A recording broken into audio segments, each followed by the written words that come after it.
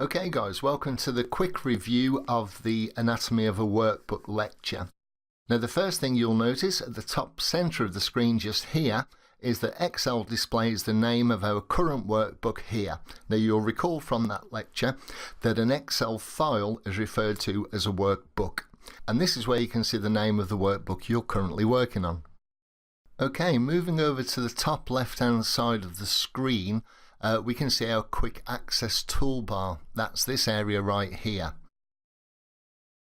Now by default the quick access toolbar only displays a few icons. We can see we have the Excel icon, we have the save icon which we can use to save our work, we have the undo button which is very useful if you make a mistake when you're entering data or formulas, and immediately to the right of that we can see the redo button. So if we decide that we actually liked what we just did and it wasn't a mistake after all, just left click on the redo button and that will restore you to the state that you just undid from.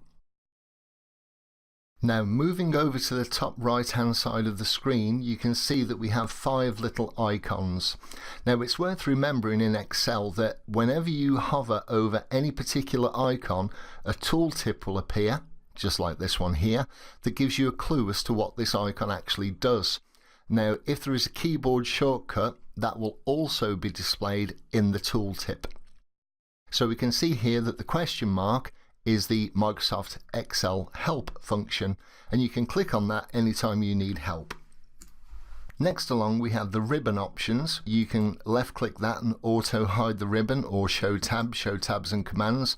Immediately to the right of that we have the minimize button, which if we left click with our mouse will make this workbook disappear down to our toolbar at the bottom. I'll just show you that now. So we can click that. We haven't lost our work, it's still there, and automatically we can just come down here to the toolbar, hover over it with our mouse. We can either left click the little picture that's just popped up above the toolbar, or double click the little icon in the toolbar and the workbook is fully restored. Next to that we have the restore down and maximize button. If we restore down, you'll recall this shrinks Excel so it doesn't occupy the full screen. And immediately to the right of that is the close button, and that closes Excel. Don't worry if you hit that accidentally. If you haven't saved your work, it will give you an option to save your work before you actually close the file, so you're not going to lose any work at all. Okay, now onto the ribbon. The ribbon is the place where you can go to find all the functions that you're going to use most frequently. They're grouped into different categories, which you can see by the names of the tabs along the top there. So we have File, which will contain all the options relating to files, such as saving, which we've covered, and Save As, which we've also covered. The Home ribbon displays all the things that you're likely to use most often. We also have Insert, Page Layout, Formulas, and each of these contain things that are pertinent to that particular title. Now if you find that there is a particular function that you use in any of these ribbons and you'd like to have it instantly available, we can always add that to the quick access toolbar a little later on, and we'll have a lecture that shows you just how to do that a little later in the course. Okay, immediately below the ribbon we have the formula bar, and you'll recall that the formula bar is one of 2 places that we can enter data in Excel.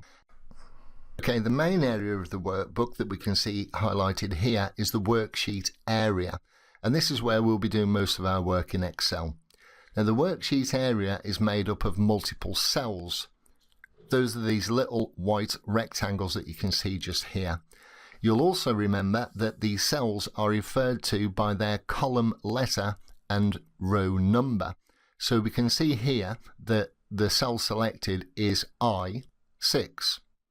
Now that's pretty easy to see if we're working up the top left hand side of the worksheet, but if we're working way over to the far side, it becomes more difficult to see quickly, which is why we have the name box just here, which will instantly tell you which cell you're in.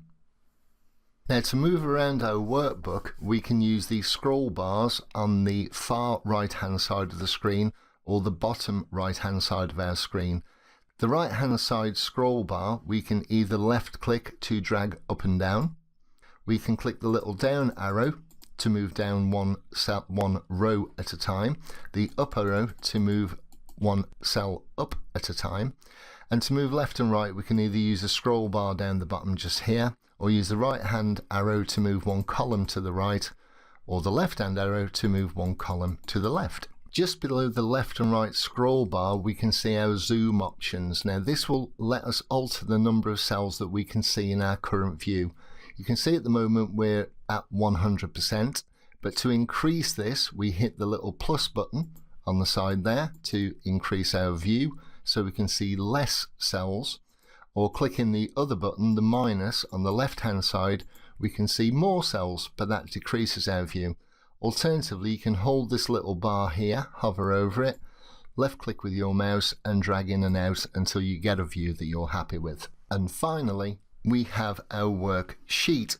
And we can see down here that we currently have one sheet, which is imaginatively named Sheet 1. And to add new sheets to our workbook, we just left click this little plus button just here, and we can keep adding sheets to the current workbook as many times as we want to. So there you go, that's a quick review of the anatomy of a workbook. Look forward to seeing you in the next lecture.